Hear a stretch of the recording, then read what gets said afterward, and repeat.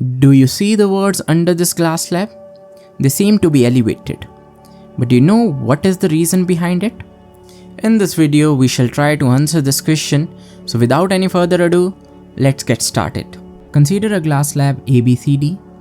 A ray PQ is incident on its surface AB. In the absence of glass slab, this ray would have continued along its straight path according to its rectilinear propagation of light. But in actual scenario, this will not be the case.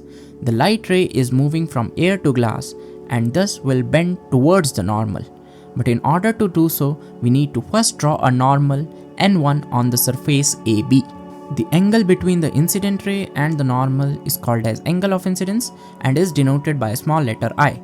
Light ray on entering the glass slab will bend towards the normal and therefore QR is the refracted ray. The angle between this refracted ray and the normal is called as angle of refraction and is denoted by a small letter R. Now at the surface CD of the glass slab, there is again a change of medium and therefore we need to draw a normal at the point of contact R. Since the light ray travels from glass to air, that is from a denser medium to a rarer medium, the light ray will now bend away from the normal.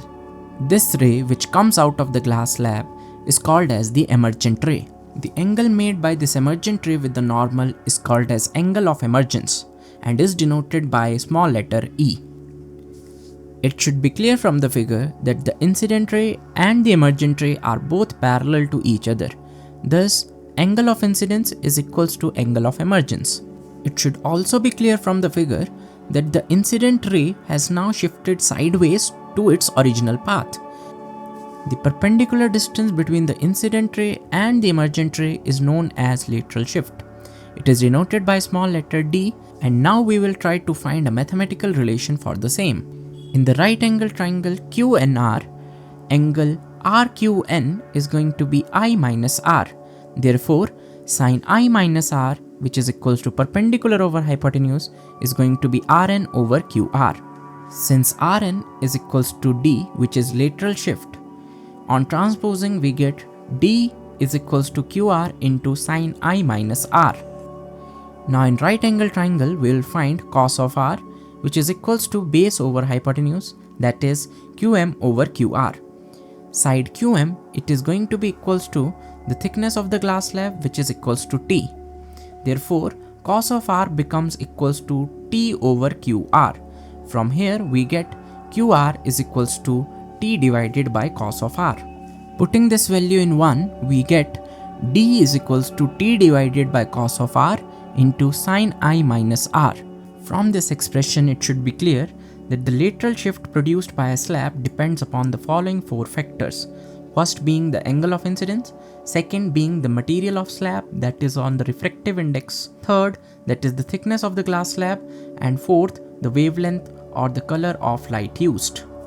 Now let's see how lateral shift depends upon angle of incidence. The lateral shift D increases with increase in the angle of incidence, that is D is proportional to I. The second factor, that is refractive index, also directly impacts the lateral shift. That is, greater is the refractive index, greater will be the lateral shift. Lateral shift is also directly proportional to the thickness of the glass slab. That is, with increase in the thickness of the glass slab, lateral shift again increases. For the fourth factor, that is wavelength of light, we first need to understand how refractive index changes with wavelength of light. We know refractive index of a medium is the ratio of speed of light in vacuum to the speed of light in that given medium. From the wave equation, we know velocity is equals to frequency into wavelength. Frequency is one factor which remains constant even when the medium changes.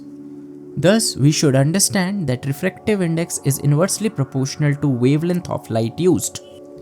That is, refractive index decreases with increase in wavelength.